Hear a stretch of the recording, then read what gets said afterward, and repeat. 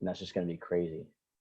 So you're the planning, periodization is on point. Got to be on point. Yeah, it really does. And like the But, fact that you're with soccer and what else?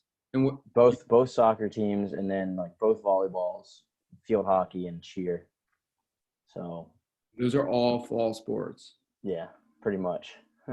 Cheers year round. Men's volleyball actually plays in the spring, so they didn't really get affected by it. Well, technically they did in the spring this past semester because they didn't get to finish their season. But in terms of restarting, they won't. They're good for now. So it'll be really interesting the next couple weeks, and then we're like completely done. We only have like 6 weeks left of the semester. We're completely done when they go home for Thanksgiving, and they'll do all their finals online. Yeah, that's what I've heard about other kids. Yep. So it's it'll be interesting. It's getting really boring right now. I'll tell you that. Boring? Yeah. It's better than our schedule that we had before. Like we would all be here at 6 a.m. and we'd all be gone, leaving at 7 p.m. or no, 8 p.m. Straight, like teams straight. They're like maybe an hour break during the day. That's about it. That was like last year. No, that was like the last 3 weeks. Or sorry, the 3 weeks before we paused. They only paused because of the increase on campus? Yeah. There was like we had a spike in, but the thing is we're doing like surveillance testing, so we weren't testing people based like when they came in and having symptoms. We were like just testing to make sure like we were good. And so non or asymptomatic people would be popping up positive, and then everybody they come in contact with would be contact traced out, and then they would have to go into quarantine. But like those people who are asymptomatic, like they were feeling fine. They were complaining about them having to sit there for 2 weeks, even though they don't have the symptoms. Yeah. And then like, even though you don't have symptoms, the positives just kept piling. And then our AD was just like, all right, we're going to stop for now, which meant that we didn't have to continue. If we wanted to practice, we had to surveillance test. Yeah. So that now that we pause, we don't have to continue surveillance testing. And then, we'll let those positives do their 2-week quarantine, and then we'll get back into swing of things. So it's a full restart right now with us. It's crazy. I mean, and it sucks because weeks left of actual in-person stuff anyways. Yeah. But once they go back, you can go home, or do you have to stay there? Or no, we'll stay here. Like we'll stay here. I mean, I obviously like there's not a lot of people. I don't even know who's gonna stay around. Where are you from again? I'm from Maryland, but from Maryland, right? Yeah. I'm from Maryland, but we're in South Carolina right now. Yeah. So I don't know. Parents live in Texas, so like I don't have any family. Oh, really? In Maryland anymore. Yeah. Only my friends are in Maryland. Your parents just pieced out? Yep, they pieced out right when I went to What Salisbury. high school did you go to? Smyrna Park. What high school did you go to? Yeah. So you live in Anne Arundel County area. Yeah. Yeah, that was the spot. But at Salisbury, did you play soccer at Salisbury? No, that was my grad school. I played at Lynchburg. So I did 2 years, right. 2 years of community college at Anne Arundel, and then I did then I went to finish out school at Lynchburg, and I played only one year. 1 year there, because my senior year I was just like I'm Did you play at Anne Arundel? Yeah, I played both semesters, freshman or both years semester or for freshman and sophomore. So yeah, it wasn't bad. We weren't the best. But when you went to Lynchburg, were you an exercise science or whatever major? Yeah. And then you just then you applied to the Salisbury master's. No, I actually did a gap year, I guess. And I worked in the private sector for a little bit back in Maryland, or back in Smyrna Park. And then at the same time I was volunteering at Washington College. as an intern. Yo, you would have known Jade Macias. Yeah, I know him. I also worked with him in at Corver. Like I spent like. Oh yeah. I think it was like that's right. 2013 to 2017. I was doing some Corver summer camps every summer. So yeah, and that was fun. That's funny. And then Jade would do that. Yeah, I remember him. He's got a baby now, right? Yeah, dude. I think he has another kid. He moved back to New Zealand. Really?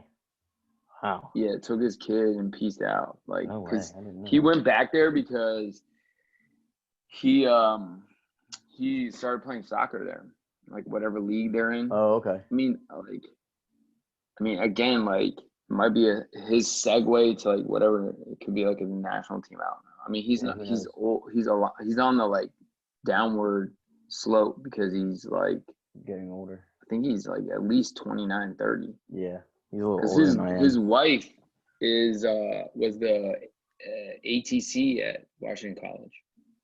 Oh yeah, I think I remember hearing about that. Her name is Didn't he coach there for a little bit too? Yeah. He was like coaching, and you probably know. I think this kid went there. His last name is Butler, Jack Butler, I think, or maybe his sister. I don't remember. Maybe his sister did. I don't know. Who knows? Butler. But yeah, that's cool, man. And then after you did that, you just went to Salisbury, right? Yeah.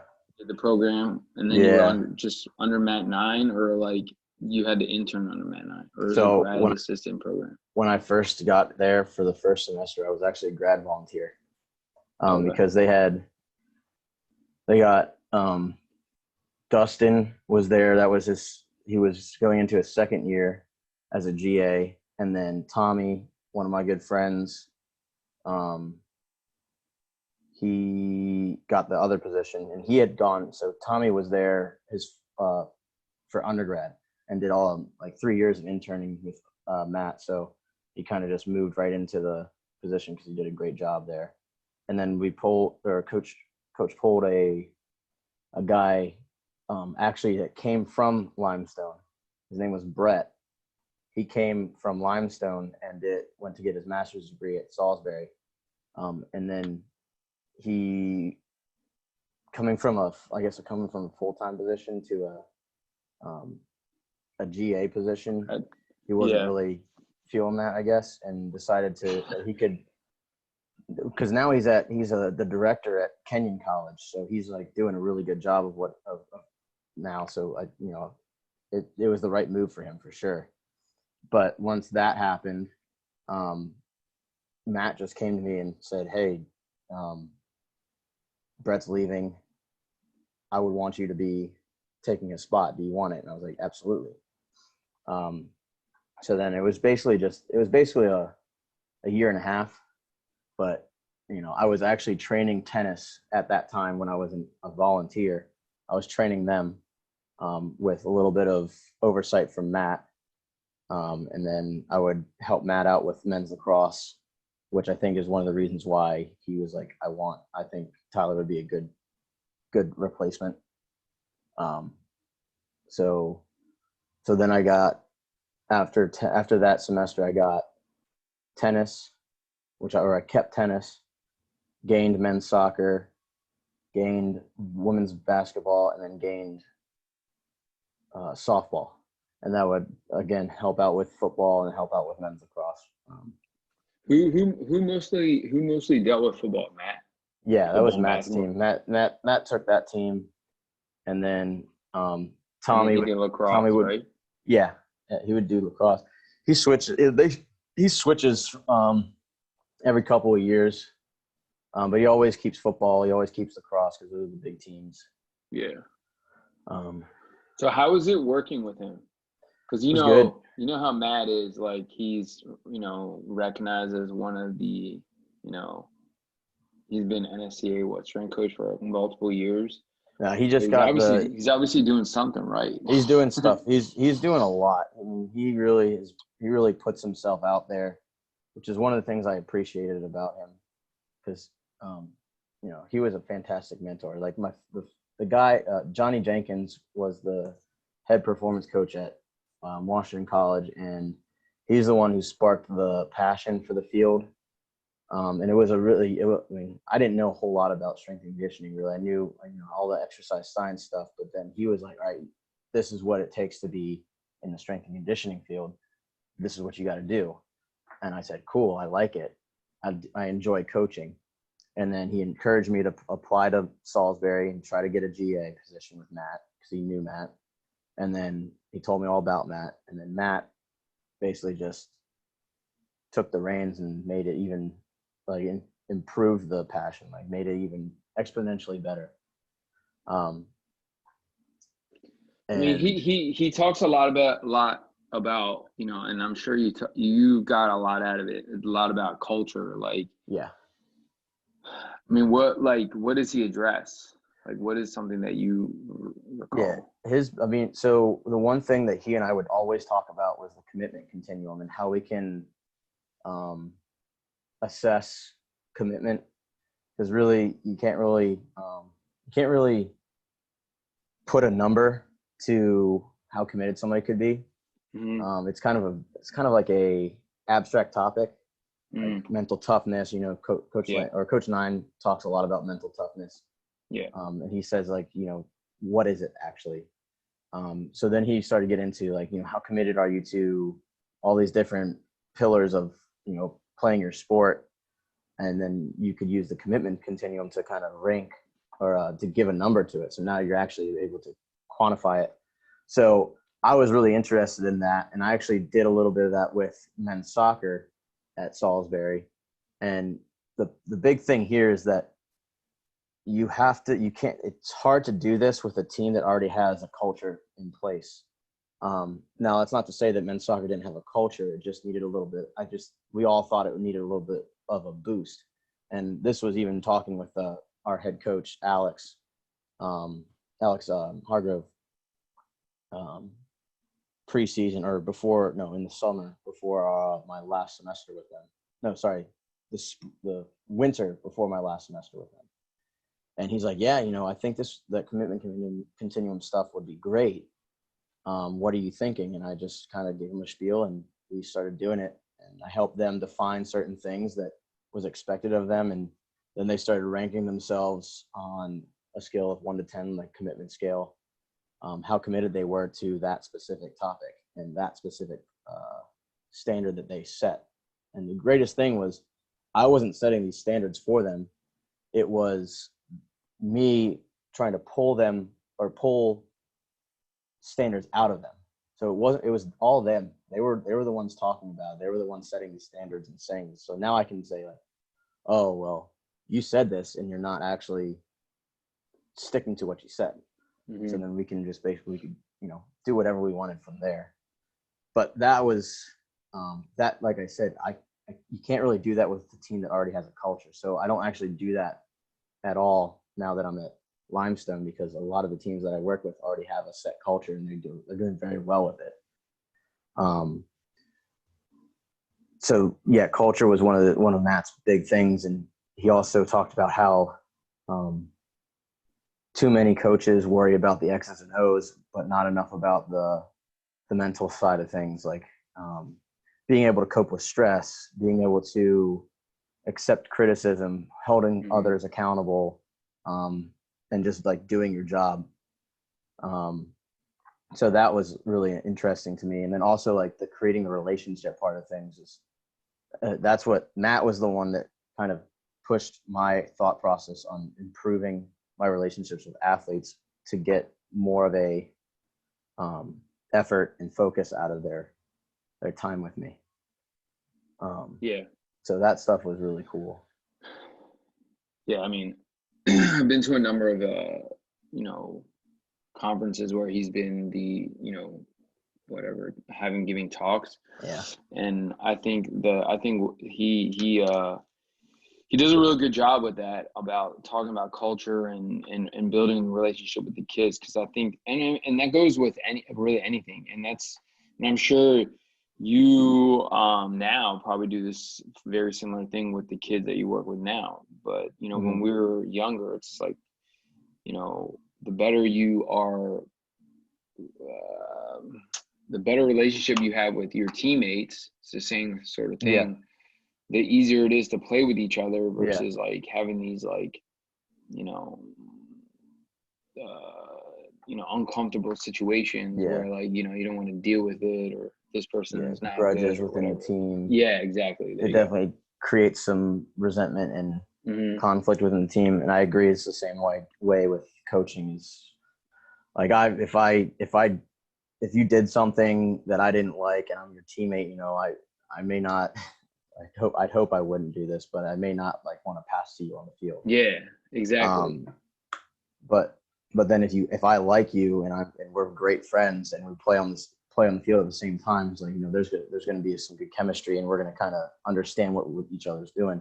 Same idea is like if my athletes don't at least enjoy their time with me, then they probably won't listen to what I have to say and they probably won't trust what I'm saying. So that's why I want to make things fun.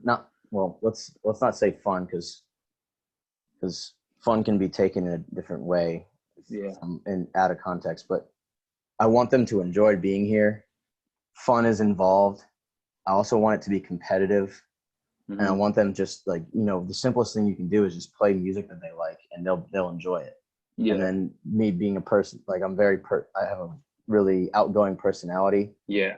And just makes the weight room just that much more enjoyable for an athlete who has never worked out and just hates exercising, which you're going to get no matter what. Yeah. So yeah, if they like me, they're going to listen to me. Yeah, no, I agree. And that's like, you know, you're in the college scene and I'm with like, you know, the youth kids and, you know, it's the same situation, you know, they're going to stick around and they're going to enjoy it. You know, they're going to really look back on the time that they had like at college or at, you know, so-and-so business. And say, you know, I liked it because of, you know, the person that I work with, this and that. So it's like, that's like huge. Even, you know, hiring like other trainers, it's like on, you know, it's on, you got to like radar. That's got to be on your radar because like, you got to see if you mesh with that person or you mesh with another coach, and it makes it a little bit easier for you to, you know, bring them on and you know, have a good, again, culture and, you know, make them, you know, help the kids that they're going to work with. So totally get it. Yeah, I agree with that. And then especially with, you know, being in the private sector, you know, taking that 1 year off of going to school, being a private sector personal trainer, you got to make sure the people that you have like you, especially when you're like you said, working with the youth, mom and dad are paying for it. Yeah. So hopefully all they care about is their kid finishing their session with a smile on their face. And that means that they like you and they'll keep coming back. And now you have more, you know, you're getting paid now. Yeah. So I get that. Yeah, man. So kind of going on like what you do now with Limestone. I mean, I know it's a little crazy, but you know, you've been there for what, like 2 years now? This will be my second year, going into my second year. So you started last fall. Last fall or last spring? Last fall. I actually got in right after preseason for my fall teams, which was unfortunate. I haven't really gotten a chance to have an actual preseason for my fall teams yet. Yeah. And that, you know, that's unfortunate for me. It doesn't give me the opportunity to really dive into some solid preseason training. But you know, I'll eventually get to it. It has been hectic. But we've been making it work down here. So with regards to like, I mean, even we can even track back to when you were at Salisbury with regards to like soccer. Like what's your sort of we had our soccer clinic. We talked about how like the soccer schedule for college soccer is crammed and all that kind of stuff.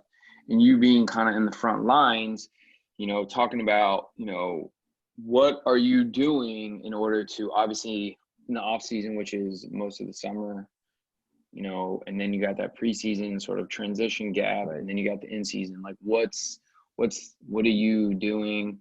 What when freshmen are coming in, what's like an eye opener thing that you see that you wish like they had more experience in, things like that. With the freshmen, the thing I see the most is, well, actually, it's two things. The size is, you got small guys coming in, and for soccer players, small is small. It's not like a football player is coming in at like 185. These kids are coming in at like maybe 135, somewhere around there, which could be good for the sport, but putting a little bit more size on these guys will help them probably in the last 2 years of their career. But size is one of them, and then movement ability is another. Like, these guys have no idea how to move, and they're also very tight. So getting these freshmen in and them starting their season right away, it's hard to like really give them some time to prepare, unless they're actually doing the summer program, which, let's face it, not everybody does that. Even returners don't do that. So that's summer programs, we can get into a whole other topic in it and explain like how I can influence. Well, yeah, I mean, training. you like, let's talk about that, because it's really important. Yeah, especially for the freshman kids that want to play, as they say, as they come into their first season. Right. Is it one of those things where like they don't have access to something, or is it something where they don't want to do it because it's not soccer? For the most part, from what I've seen, is they just don't want to do it. Well, let's do this. It's the returners are the ones that will either do it or not do it because they either want to do it or they don't want to do it. The freshman is a little different. I would say there's a couple of things, maybe three reasons why they wouldn't be doing the summer program coming into their freshman year. One, they've never worked out and they don't know what to do, or what I'm giving them. Two, they're lazy and they don't want to do it. Or three, they don't have access to something. Most of the time they'll have to get like a gym membership, which, they should be getting a gym membership if that's the case. What I make sure that I do is I make the summer program very simple. Like, we're just doing the simplest things we can do that are easy to explain in a couple sentences. And then I'll add in, like, I'll link hyperlink links on like YouTube, because we have a YouTube page that we put up exercises on. So they are seeing us do them, and they're getting our cues. Yeah. So I'll link it to a word on the page so that they can go in on the PDF and click it and see the video.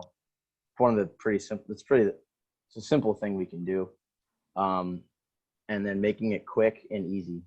Yeah, it's the thing that I've found most successful. And then for me personally, I want them to be running the most in the summer. But then you got to get into, are they playing the summer league? Are they competing all the time? Are they only practicing twice a week and playing on a Saturday? Or are they playing, twice a week, practicing every other day? Who knows? Like, I wouldn't know that. Yeah. So you just have to understand, what you might be getting.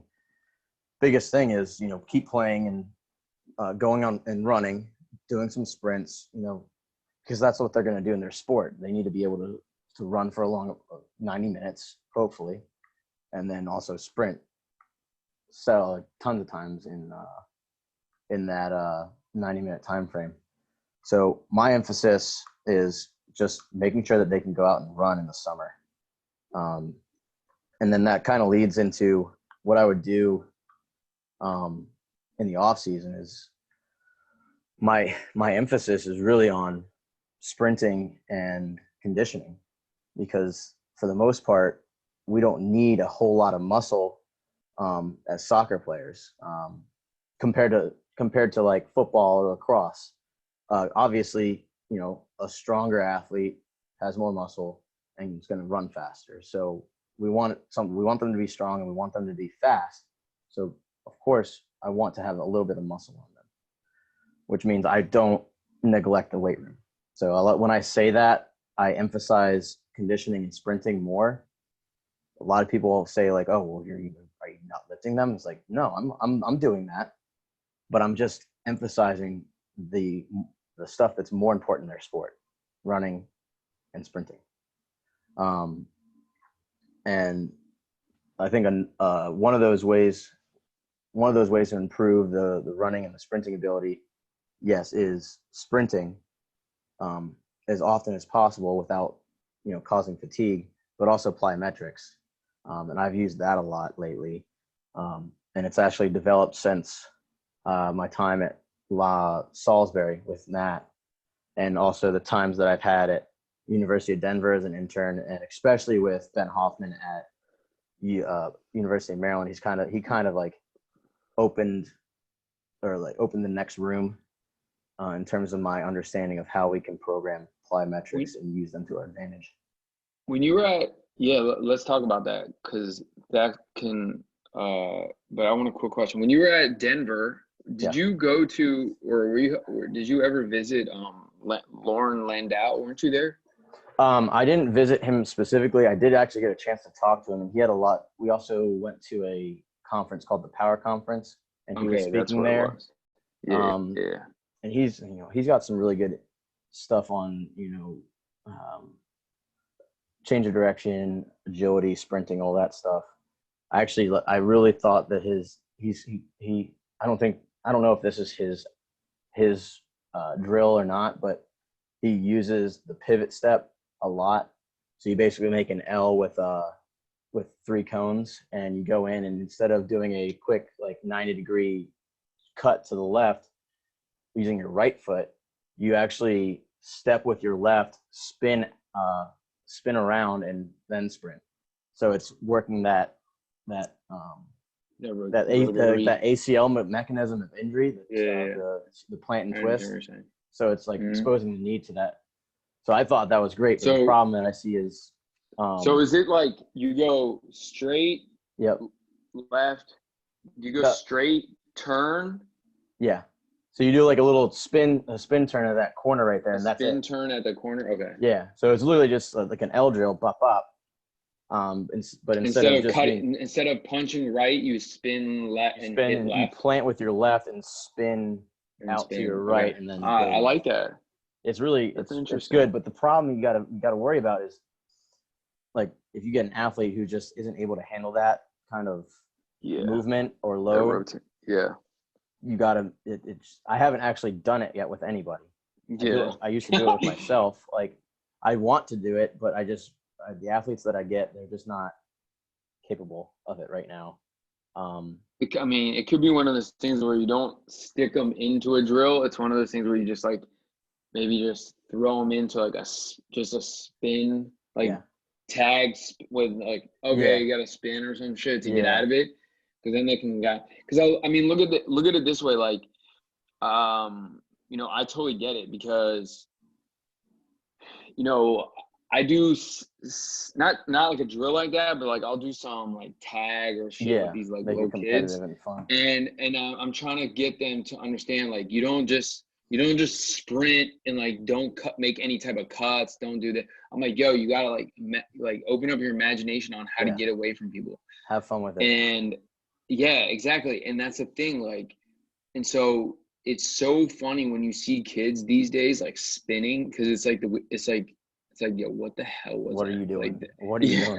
It's like the most awkward spin. You're like, yo, when I was that young, like I'd be Oh burnt, yeah. like Oh yeah. Because easy. we spent so much time outside. Exactly. And it's so Exactly. crazy because it's like, oh my God, it's like they like the only thing they think about is like, I'm gonna get there, I'm like turn and like do these rounded turns. Yeah. They like There's no it's so it's creativity interesting because anymore. it's so interesting because you have to like be so like detailed on like, hey, I want you at this cone not to round it. I want you to like cut at the cone. Because if Yeah. you round it, it's gonna take Stick it. too long to Yeah. get to from A to Stick B it. or whatever. Stick it. Yeah. Yeah, I like that. Yeah, that's I use interesting. that a lot because I see that a lot with literally every single field sport that I work with here, and I back in Salisbury too. Everybody likes to round their turns, and I'm like, you think this is gonna be faster or slower than literally like sticking like literally turning on a dime? And I like to use the word stick. Stick that turn, like Yeah, stick that exactly. cut instead of rounding it. Yeah, and I mean, and that's the thing, like, and all these kids, and I'm sure you get the same thing, like, yo, I want to be faster. It's like, okay, Oh yeah. you can get faster by like learning how to like change direction properly and like understanding how to decelerate, understanding how to like. It's not like how quick your feet are moving. Like that's straight. It's really not. Yeah. It's straight BS. It's like Yeah. you're not getting faster by going through a freaking ladder. Ladder. Oh yeah. We get a lot of kids that I ask that. hate, I Everybody get it. does. I'm like, dude, Speed I'm like, ladders. yo, Yeah, that's not yeah, gonna help you get faster. no. It's a It good might be a warm good up. warm up, right? Yep. So yeah, I mean, let's talk about plyos. Like, we're like, we know how important it is, Oh yeah. and you're starting to talk about it. So like, where were you gonna go with that? I was just gonna get into like how I use it for soccer, but the crazy part is just like like weightlifting in general or weight training in general. You're using a lot of the same stuff. You're just slightly altering it to be a little bit more sport specific. And that's such a broad term, but I'll get into like the way I make my plyometric programs sport specific per sport. And at Limestone right now, I use plyometrics for I think 3 teams.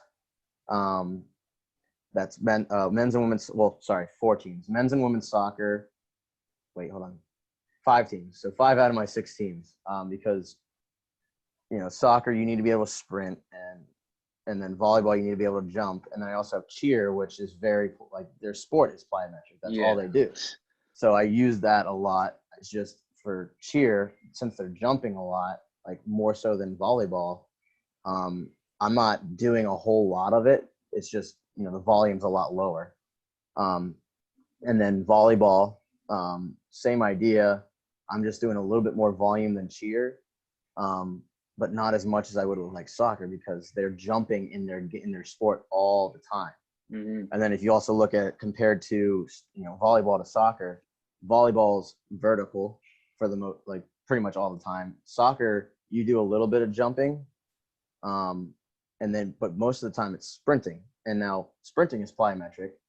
Yes. So I want to be working for soccer. I want to be working more of the horizontal force vector. So like I do a lot of horizontal work with men's and women's soccer. I do more vertical stuff with volleyball.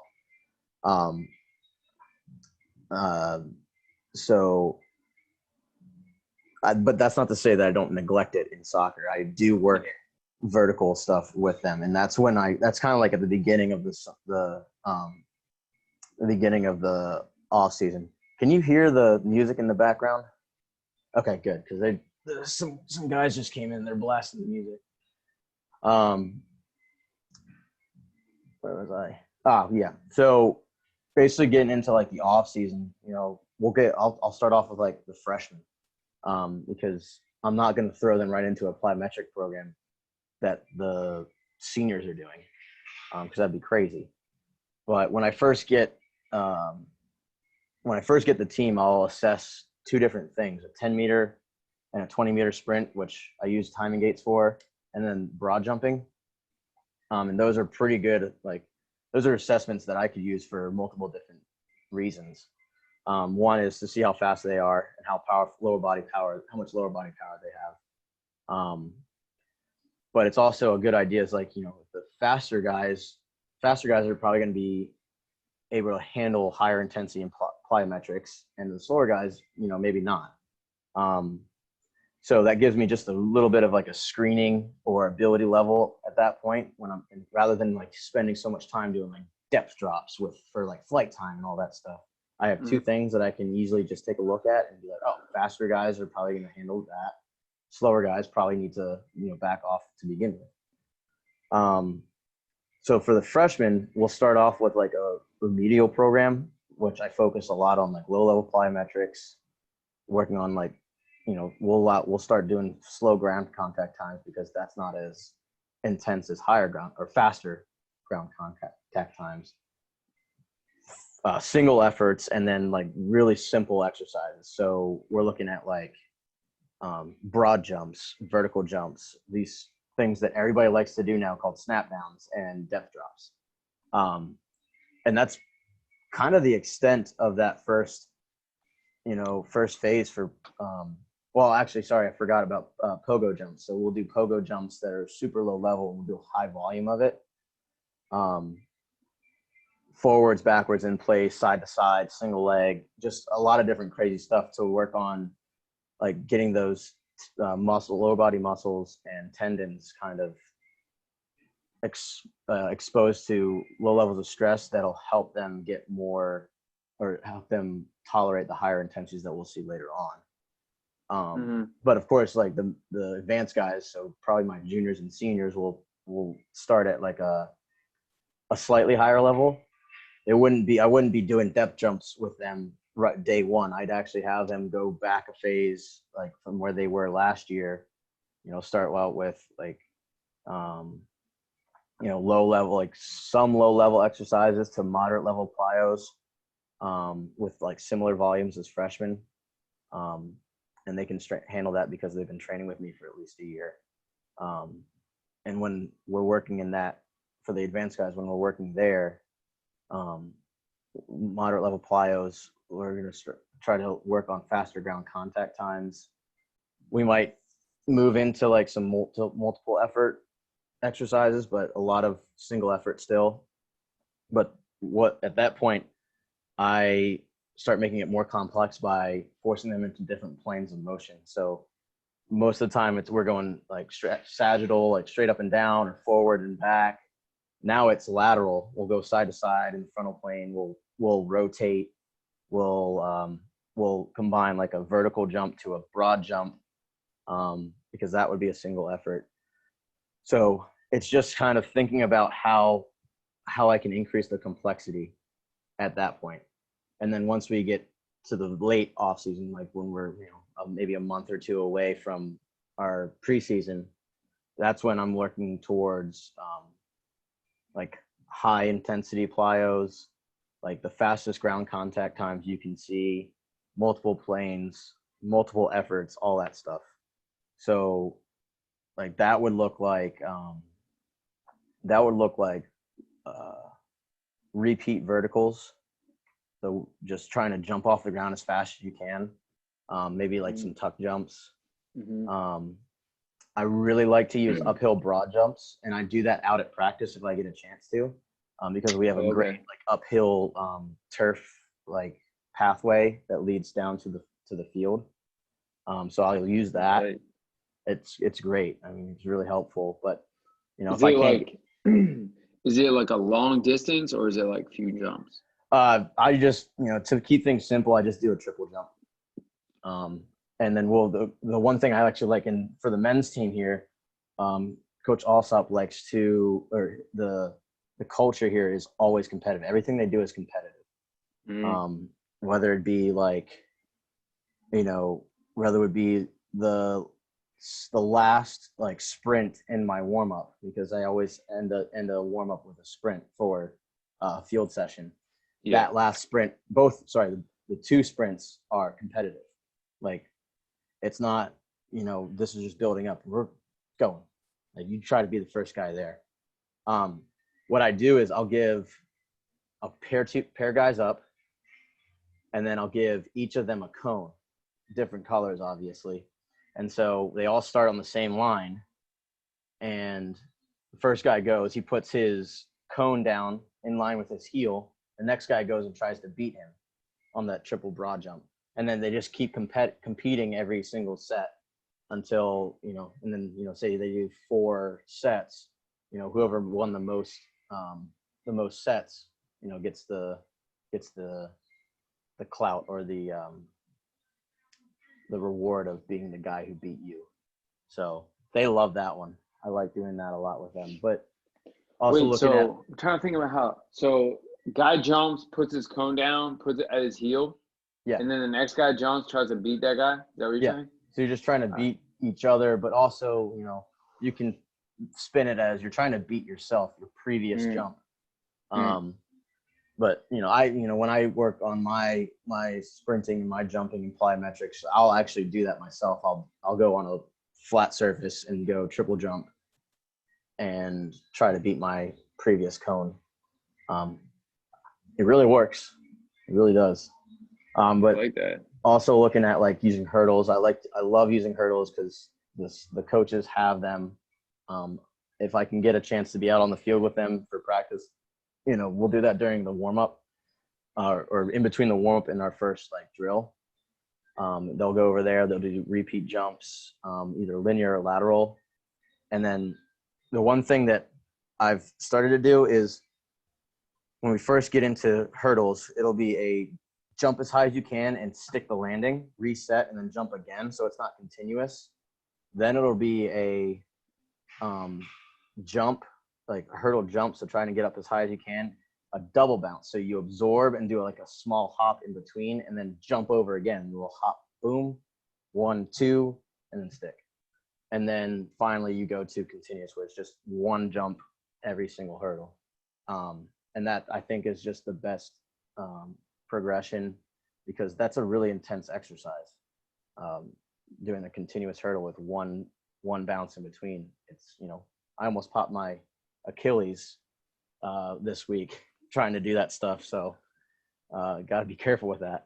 Right. Well, how big is the hurdle? The ones that I use for the guys, for the most part, are I want to say like close to 30, I think. Okay. I can't even right now. Are they hurdles? Are they hurdles? It's almost hip height for some. Are they like the ones that you have on, like the track team uses? Similar to that? No, we shorter? have probably like green. Probably at like the lowest level. Like, okay. If you're looking at a track hurdle. Are they like green? No, we actually have, we made them out of PVC pipes. Oh, you made your own. That's tight. Yeah. And then the soccer coaches have like quick goal yellow ones that they're probably about knee height, maybe. Yeah, probably about knee height. And so I'll have the higher one set up and I'll have the lower one set up because I know I have a large spectrum of ability. So I'll let them kind of pick which side they're going to go on. The guys who are probably older and a little bit faster can handle the higher jumps. But I mean, that's kind of how I program the. Do you do? I mean, I know you're talking about lateral stuff. Do you do any lateral hurdle stuff, or is it just mostly like broad jump type stuff? No, we'll do lateral bounds and stuff like that. I like doing lateral bounds more than I like doing lateral jumps. But and that's really great for helping out with emphasizing angles for changing direction. So I'm sure you do some rotational jumps. Yeah, we do rotational jumps. And we'll start out at the very beginning when we do remedial jumping. Mm-hmm. It'll be like a pogo jump, but you'll do like a 90-degree turn. So you're getting the idea down. It's not as difficult. It's not as stressful on the tendons and muscles. But then we get to go into all right, we're gonna go jump, spin, land, stick, then do it again as high as we can. Then it might be jump two legs to one leg, while you're turning, and then it might be like that, like high intensity, quick off the ground turning, and then everybody likes to do the what is it called, perturbations, where you like jump and somebody pushes you. Oh yeah. I know it's in the FIFA 11, but I'm not really sure I how I like thought that. that was the one where where you jump up and like bump shoulders. Yeah, it's the same idea. And version. you can push somebody from any direction. Okay. I don't know how I feel about that one. It makes sense, but yeah, I don't want anybody coming at me and saying like, oh, you made them do this. Like they just hurt themselves because their buddy tried to be a little too aggressive and they knocked him down and now they sprained their ankle. Yeah, right. It's not my fault really, but but it would look bad on me. No, but for that makes doing sense that. though. I mean, I get why people do it, but it's one of those things where like if you're in it might be a totally different scenario if you're like having like younger kids and they're just messing around and they go up and do it and really like crush each other and then someone gets hurt. Like that's it could be at bad. your level it's probably a little bit different because you can kind of control the and they're a little bit more attitude mature. and exactly. But in terms of simplicity of how I can like how I can lead a session or coordinate a session, that stuff, it just for some reason doesn't click as well for some people. And I'd rather just get things done quick. I've started to learn that I need to work effectively, and my whole goal is if I'm trying to do like a plyometric sprint session, I want to try to be done in like less than 40 minutes. So, okay, I want to ask you, so you segued into something else I was going to ask you. So when you're doing plyos, obviously this is a totally different day than strength day. Yeah. Potentially, like they could go on the same days if you wanted them to. Yeah. But I'm sure you have the time where they can be on two different. And then that's probably how you program it in the off season. I'm sure it's a little bit different where if you're doing any type of plyo in season. Yeah. But when you do speed work, are you doing speed then plyo or plyo then speed? I'll do plyo then speed if I involve it. Just because it's kind of like you're really doing your plyometrics in a small area, and then you can start moving. Obviously for a warm up, I'll involve both. But like I said earlier, I'll always have like 2 sprints at the end. So I'll have them sprint there, and then we'll go into the plyos so that they've exposed themselves to some high velocity sprinting. That's important for a speed session. That they are exposed to that before they start doing their actual 95 to 100% like sprint work. But then adding in the plyometrics, and at this point it would probably be low volume because we're sprinting already. So I'd rather work a little bit lower volume at that point. But we'll do plyos there, and then we'll move right into our sprint stuff. And then when you do your sprint stuff, I mean, are you seeing a huge discrepancy from freshmen to obviously the older kids because they've sort of been in the program but have been doing strength training for a while? Maybe, that say it's a senior. Obviously, he's been there for 4 years, but has he? What is his experience prior to college and things like that? I'm sure you probably saw that kind of similar situation at Salisbury a little bit.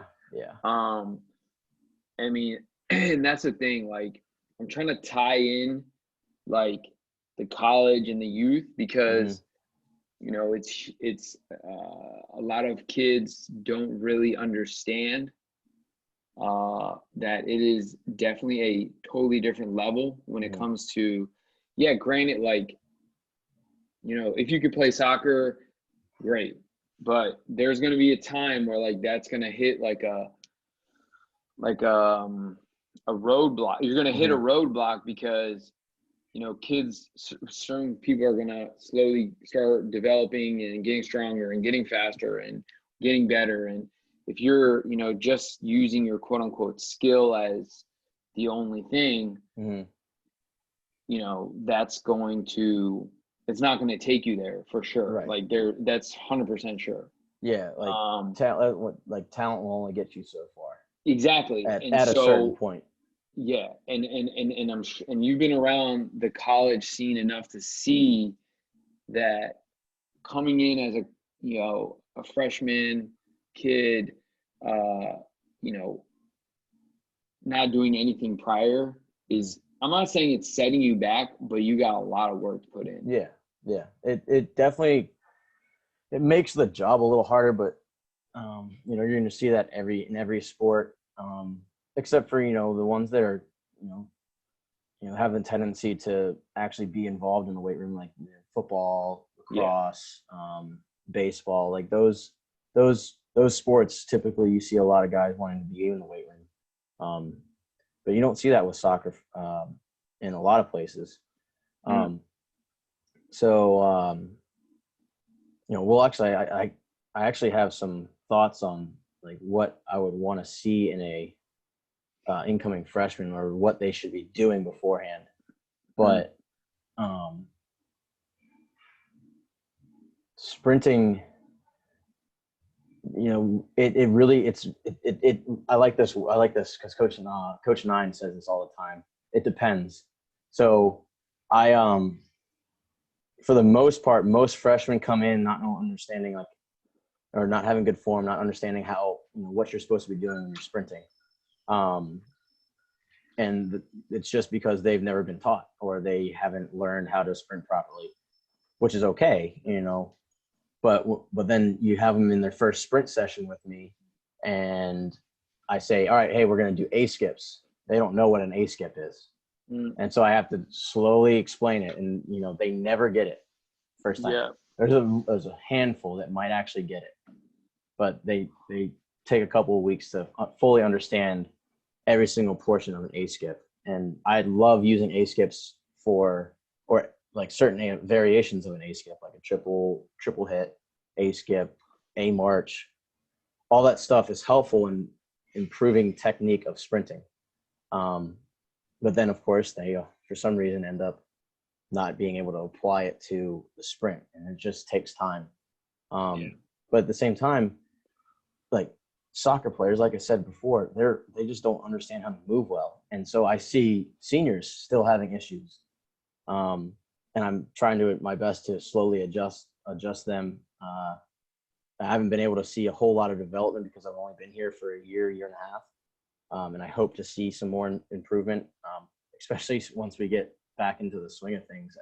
I haven't really got a chance to look at these guys because of COVID, but that's besides the point. And one other thing that I think about, sprinting and soccer players is like, how often do soccer players actually get into full sprinting? It's without the ball. And there's, when they have the ball, their feet are choppy. So their sprint form is not going to be like a track like a 100-meter guy. It's not going to be the same form because they're trying to be quick with the ball, choppy steps. They need to be able to change directions on a whim.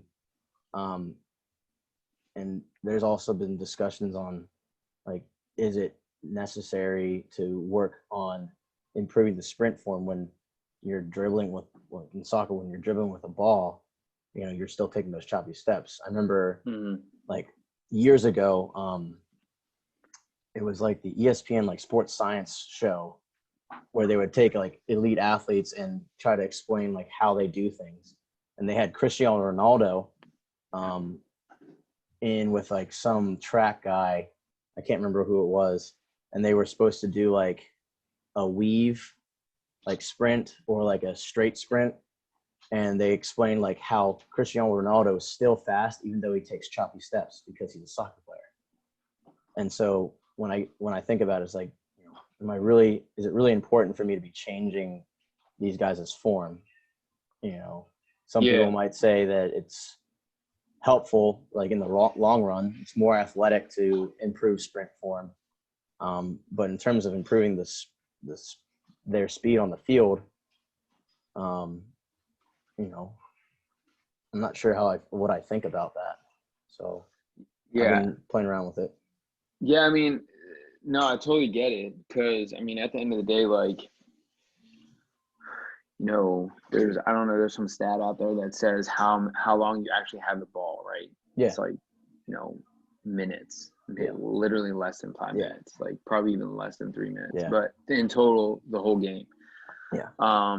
But again, I think the reason I stress speed, I don't really stress it. I just, I want the kids to understand that, like, running with a rotational posture, like, things like that, like changing the way, those certain mechanics. Okay.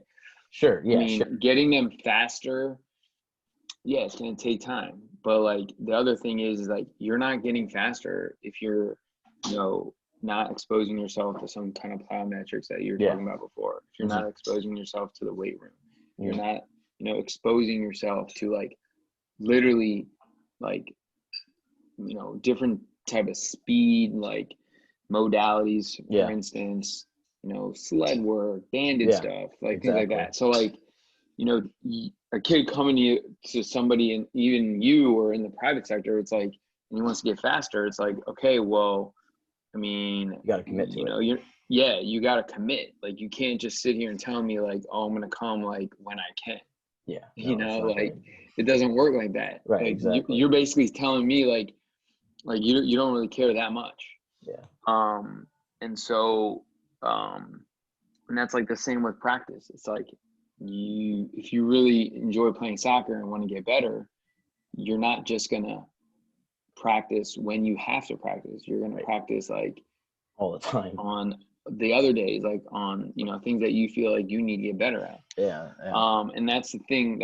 But that's the problem of the culture in this country. It's like, yeah, I agree. With soccer, it's like, it's not the number one sport. Okay, well, I only pay so-and-so 3 times every week practice. Okay, cool. Like, you can do the same drills that you did at practice and get better. Like, it's not like, So I again, like, speed, at the end of the day, like, it works, but like you said, like, you got to commit to it. You got to commit to the other things too. Yeah, exactly. And and so, but yeah, I mean, I think as a freshman coming in, it's really important that you at least touch some sort of, program, even if it's just like 1 year of it as a senior. Like, like, you probably know better than me. Like, I'm sure a high percentage of kids come in, like, having not gone to a weight room. No, it's a lot. It's a lot. But then when you get, like, the ones, I specifically, I'm thinking of one of my women's volleyball players who, she graduated high school early and then started training with us in the spring this past year. Okay.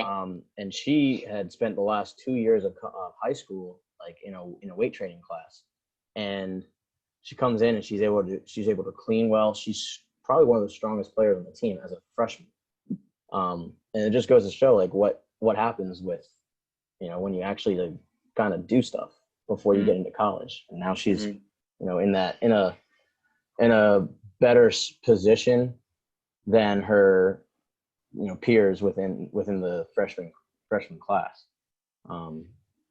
So it's pretty cool to see that. No, and I think that's great. And the other thing I wanted to say and ask you is, what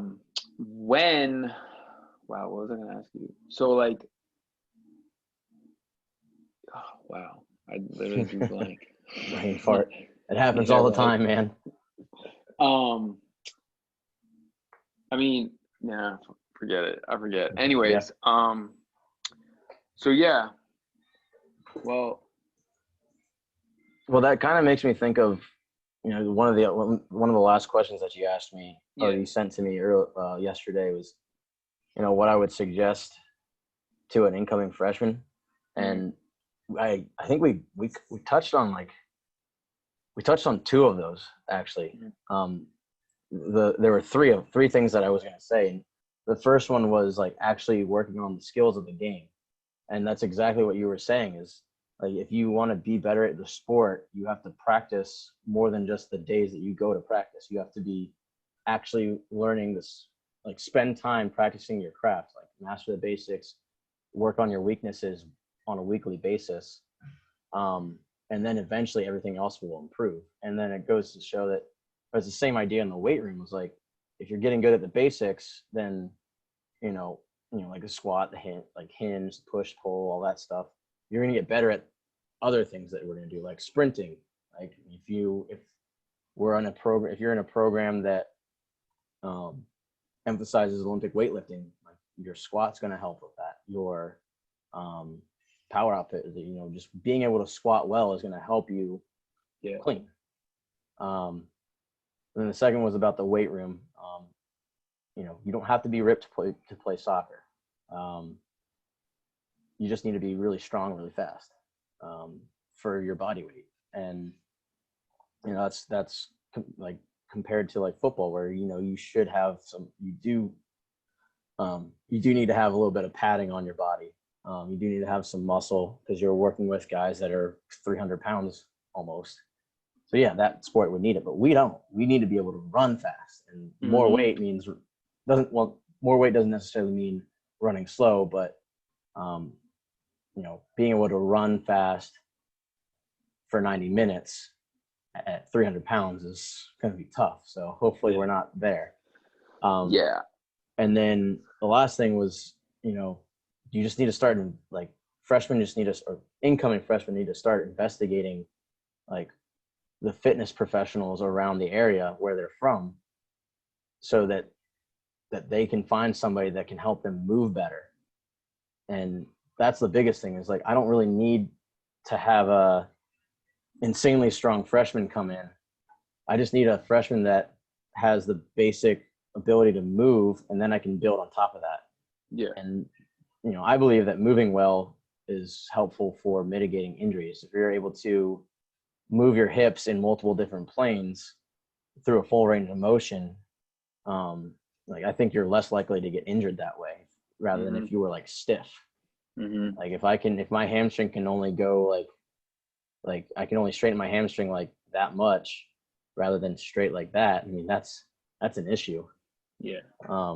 And you see soccer players having like an insane amount of hamstring immobility. Their hamstrings are super tight, their hip flexors are super tight, their groins are tight. And what are the most like acute, or what's the prevalence of, or which injuries are most prevalent in soccer? It's like hamstring injuries, groin injuries, hip flexor strains. It's like, well, that's because you're tight. Body. Yeah. Yeah. So just find somebody that can help you move well. Yeah. I don't necessarily need you to be strong right away. I'll get you strong when you get here. Yeah. So, because I mean, again, like at the end of the day, and I think a lot of kids get the misconception too that, what's the definition of strong? Because they look at strong as like, oh, I have a shitload of muscle, versus just strong like neuromuscularly. And I mean, obviously, I'm not going to go down that path with a kid because he doesn't care. Yeah. But it's just like there's two different, like it's totally different spectrum. Like you could have like a really, really muscular guy. He's not that strong. Yeah. Just he's very like hypertrophy. Yeah. Look at bodybuilders. Programs all day. Yeah, exactly. Then you have like a really, really, really strong kid who he might have muscle, but he's probably strong because he can, squat and whatever, 250, like really well. Deadlift, whatever, 225, whatever. Yeah. But he's strong. Yeah. And he's not like huge, which is a totally different scenario. And that's the thing, like you and getting kids to understand that, because like they're like, well, I don't want to get big. Well, it's like, yo, you're not going to get big. The only way you get big is if you eat like a garbage can. And then if you eat a lot of food, and then if you like, on a certain type of program where you're going to add muscle, like a lot of it. So yeah, that's like literally the conversations I have to have with kids. Yeah, I mean, I know, right? I'm sure it's probably totally different with you, because the kids are like, yo, I want to put like so much muscle on. Yeah. The battling in college soccer is in a whole nother level. Yeah. We have tons of gold standard whey protein that we are allowed to give out. Like, we give a scoop out to anybody who brings their shaker in. And I got like all my soccer guys like, coach, can I get some protein, man? I'm like, yeah, I mean, you can, but like, if you want to get big, like I have a freshman, or no, he's a sophomore now. He started last year as a freshman. He's really skillful, but he's tiny, like very, very small. He's probably about, I'd say probably like 5'3", 5'4".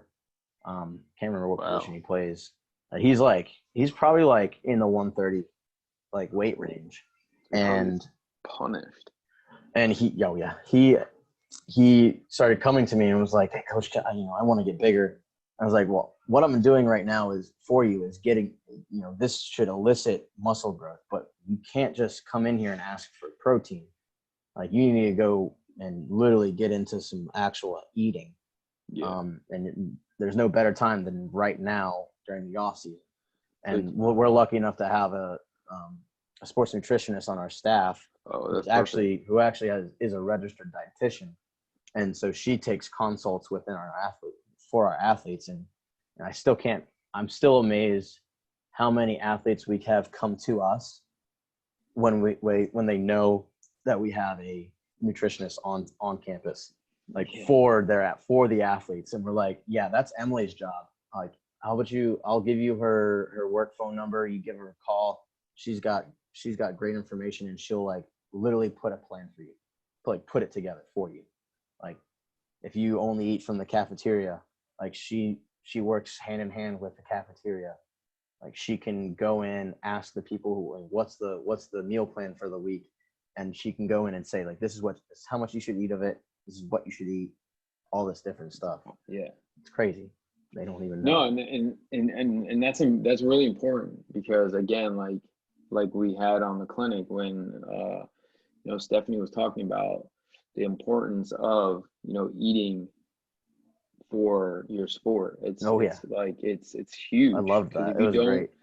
If you don't, like, there's so many, I'm not saying like side effects, but like so many bad things that could happen, not only internally, but just like your ability to play at a high level like slowly diminishes if you don't eat the right thing. Yeah, and that's what a lot of these kids don't get. And she's 100% correct about having a kid eat like once or twice a day max, even before training or even before whatever. So it's again, it's like I always say, it's an educational thing constantly. Yeah, no, it is. Yeah, the kids don't know. I mean, unless they're in a strength and conditioning program like we have here. Yeah. It's all about education. Well, we're big time on that here. Coach Rogers and I like to challenge our athletes at the end of the lift and ask them questions about things. Yeah. And it's gotten to the point where we can just, our returners are able to come in and just get going. Like, we don't really have to, baby them. Obviously, we have to baby the freshmen a little bit because they just don't know. And that's the other thing for incoming freshmen is just like, you need to learn how to be coachable and learn. I think the one thing that they don't understand is they don't know how to learn. They don't know how to learn new ways to cope with stress, accept criticism, and like be held accountable. Too many of them are they're worried about, or they think that they're getting personally attacked when somebody's trying to hold them accountable. It's like, no, we're trying to help you get better. And I think that's another thing that they need to just learn, just like just accept the criticism, because we're trying to help you, and just be coachable. Like, we're here to help.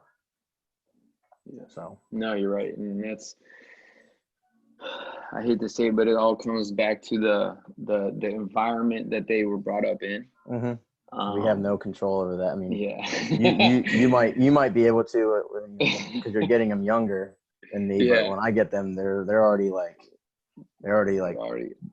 young adults, and I can't do much about it. We try our best, but again, you just got to educate, and hopefully they sort of grasp something that Yep. you're educating them on, Mhm. and then just kind of, Hope for the best. I'll tell you yeah. that. So, Yeah. all right, man. Well, thanks Yeah. again for hopping on with Absolutely. me. It's good to talk, chit chat Absolutely. about what you're doing down there and, Yes, your sir. experience so far. Absolutely, man. And I will put, your contact and all that info if, Yeah. listeners have questions. So, For sure. Yeah, man. all right. All right. Take it easy. We talk soon, man. Yes, Peace, sir. Tyler. All right. Bye.